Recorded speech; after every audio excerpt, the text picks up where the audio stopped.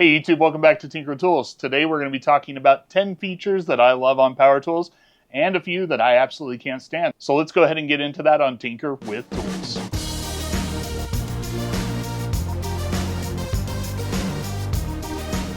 Now you may notice the little thumb protector that I've got here actually injured my hand, and unfortunately it's just not getting better as quickly as I hoped.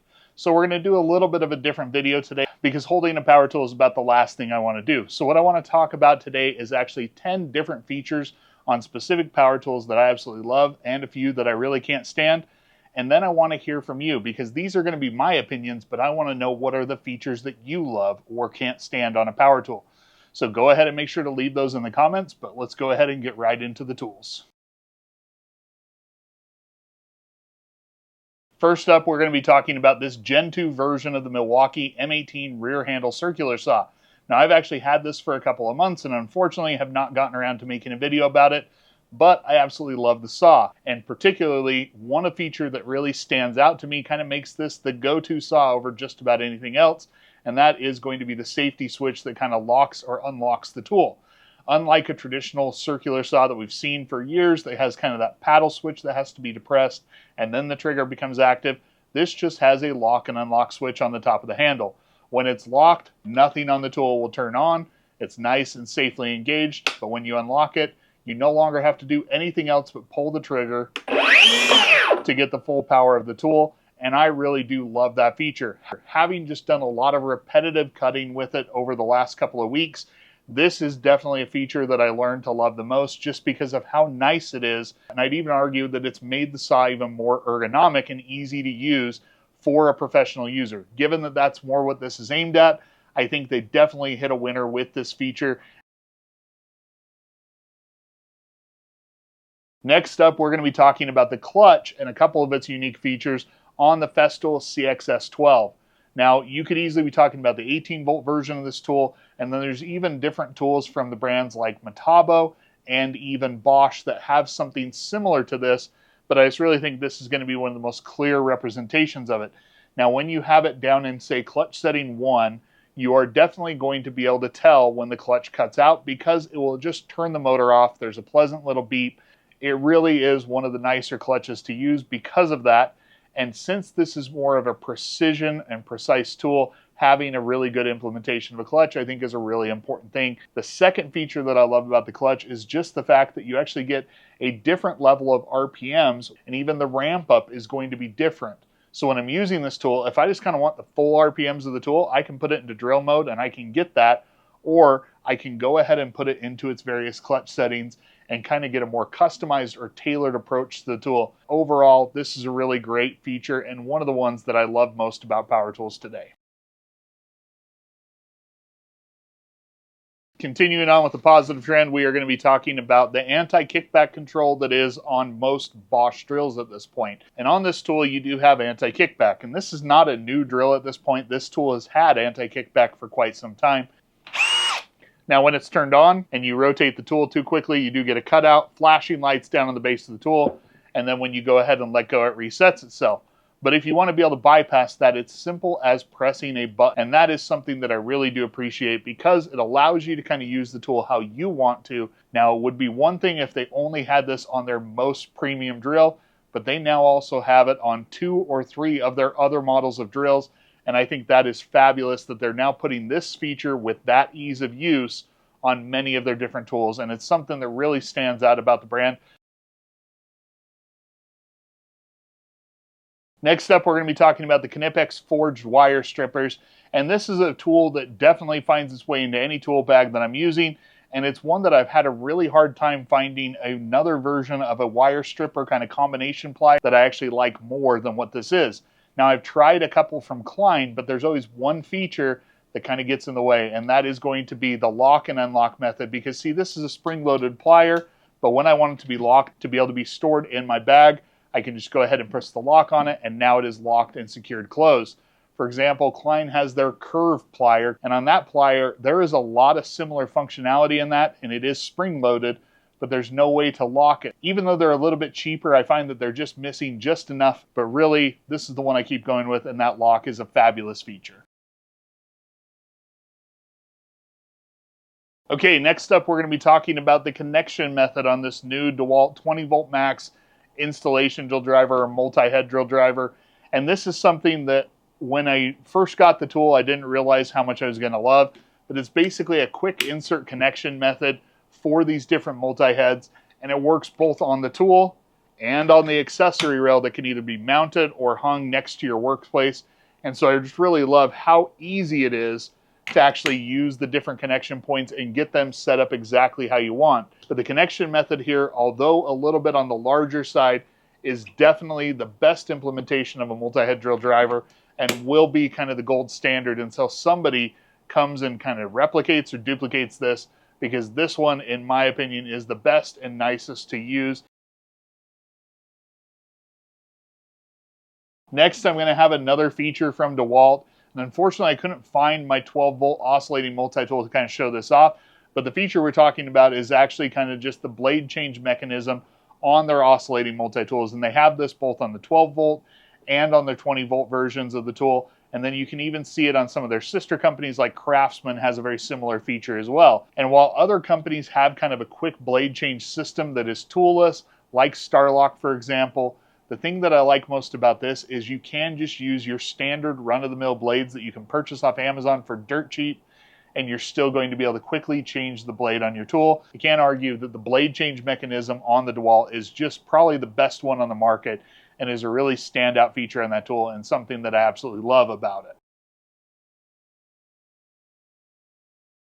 Next, we're going to be talking about this Bosch router, and definitely one of the newer routers that have come to the market. And although they didn't necessarily on the surface do a lot of revolutionary things here, but the best feature about it, and one of the absolute great features for any router, is the brake system when you turn off the tool. It shuts off immediately. You can actually still hear a spinning, but when you look down, the blade is completely stopped, and it's just going to be the bearing, for example, on this bit that you're actually using. I really think this is the best example of a brake on a router. And it's definitely one that makes using this router probably a preferred router over a lot of different options. And so for that reason, this feature is definitely one of the standout ones for me. All right, now we're going to be hitting Makita for 3 separate features about an impact driver. Now the first one is just going to be the light on this tool. And although there are other good versions of acceptable lights on impact drivers, this halo light is overall the brightest. It can be used as just a work light on this tool, and halo lights are definitely the way it goes to me. And so for that reason, the light definitely gets called out on this tool. Now, another feature that stands out and one that I really do love about this tool is going to be the quick select button that just kind of sits below the light and above the trigger. When you're using this tool, and this is something that's been on Makita impact drivers for a little while on their top tier models, it allows you just to quickly cycle through the standard speed modes, so in this case, speed modes 1 through 4, without having to really take your hand off the tool or manipulate any other buttons on the tool. You can just pop up from the trigger and be able to quickly select through those. This is a great feature on an impact driver because when you're working up on a ladder, for example, you don't have to take a hand off anything to be able to cycle through those, and it really does make it quite nice to use this tool. Now, the last feature we're going to be talking about with this Makita right here, but there are going to be other examples of it too, and that's going to be the rear-facing control panel for the tool.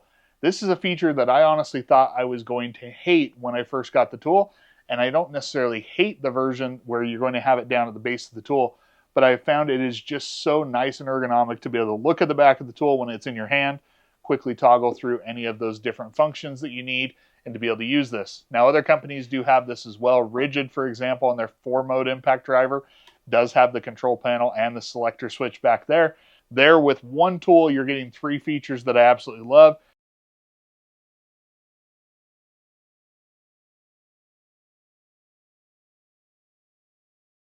Now it's time to start talking about some tool features that I really just don't like. And first and foremost, we're going to be talking about some premium electronic screwdrivers. Now, first and foremost, the Bosch Go 3 is an electric screwdriver that I had been waiting to purchase for quite some time. And I finally decided to go ahead and buy it when it got below $100. And that is a lot to pay for an electric screwdriver. And there's a lot of good options for cheaper than that. But if this thing delivered on kind of the potential or promise of it, I think it wouldn't matter as much. But the big downside to this is just the fact that when you go ahead and put pressure on the front of the bit, it does go ahead and activate the tool. Ultimately, this might be a preferential thing for a couple of people, but for me, it is a big downside because even when you're just trying to make sure you've got the bit really seated well in the fastener, it will go ahead and activate. And so for that reason, this one just doesn't get used. And given its lofty price tag, I just really don't love that. Next, we're going to be talking about the DeWalt 4-volt screwdriver, and very similar. This one's probably not quite as egregious, but DeWalt had a really good drive on the gyroscopic screwdriver, something that I really thought would be weird, but ended up just being super natural, and I love that screwdriver, and it's a shame for me that they've actually discontinued it. This one, though, you do have this little collar that you have to go engage to be able to press forward. And then when you want to reverse it, you got to switch it over kind of 2 full notches and get it into another little notch to be able to then go ahead and drive it. If you have it just a little bit off, you can't do anything with it. And so kind of for that reason, it's just a bit clunky. And because both of these are such premium options, the fact that there is a $24 Amazon Basic screwdriver that I turn to over both of these should tell you everything you need to know about these two. So for that reason, they end up on the side of the features that I just cannot stand. Next up, we're going to be talking about bit storage on the beloved Snap-on ratcheting screwdriver. And this is one that whether you buy the Snap-on or you buy the Williams, you're getting the same dumb thing. And that is just going to be loose bit storage in the handle that anytime you use the tool just rattles around. Now, as people have stated in my previous reviews of the screwdriver, yes, it's probably never going to break on you, but unfortunately, I hate the rattle about it, and for the price you're paying for this screwdriver, they should at least give you some form of bit storage in there, and that is the reason why, although I love the function of the screwdriver, that is one reason that it just doesn't ever find a place for me to use it because of the bit storage just being so bad. Next, we're going to be talking about the Milwaukee installation drill driver. And unfortunately, I could not find my version of this tool to be able to show this in this video, so I'll be relying on some past footage. But I think you know what's coming here. It is going to be the forward and reverse selector on that tool. And it is just something that no matter how often you use it, it never feels natural to me. And even though I've gotten around it and I've used that tool for a number of years now and still do really like the tool, that feature is one that I just absolutely hate. And I keep waiting for them to give us a Gen 2 of that tool, make some slight improvements, and get rid of the abomination that is the forward and reverse selector, because then it would be a near perfect tool in my opinion and something that would really dominate the market for that 12-volt installation drill driver. Okay, the last one we're going to be talking about today, and we have the DeWalt DCD801. This is their new compact premium XR drill driver that they released, and if you've watched my channel for a number of years, you know how much I love the DCD800 and the fact that the DCD801 should replace it and improve upon it. And unfortunately, my DCD801 sits on the workbench unused because this thing just doesn't impress like the 800 is. And the main reason why it does is it really feels like the anti-kickback just kind of cuts in a little bit too much and stops you from unlocking the full potential of the tool. Now, we already talked about anti-kickback once in this episode, and really a good implementation with the Bosch, and unfortunately the DeWalt is a bad implementation in that there's no way to turn it off. Even Milwaukee will give you kind of the neutral 5 clicks on the trigger to be able to turn off their auto stop technology, and if DeWalt gave you something like that with their anti-rotation perform and protect, I think then it would not be as big of a deal, and it would be something that you could get around when you need to. But unfortunately, it is on the tool and it's always going to be on here. And especially on the 801 and the 806, it has really been found to kind of really impede the performance of the tool. And so for that reason, I really just don't love the implementation of the safety tech on this tool. And it's something that really kind of gets in the way. All right, so there you have it. Those are going to be 10 features that I really love on different power tools and a few that I just cannot stand. I want to hear from you. What are the features you love about different versions of your power tools? And what are some of the things you cannot stand? Go ahead and let me know in the comments down below. If you like this sort of video, go ahead and hit that like button. And if you haven't already, please consider subscribing. Make sure to turn on notifications so you get notified when I put out a new video. And until next time, I will catch you on Tinker with Tools.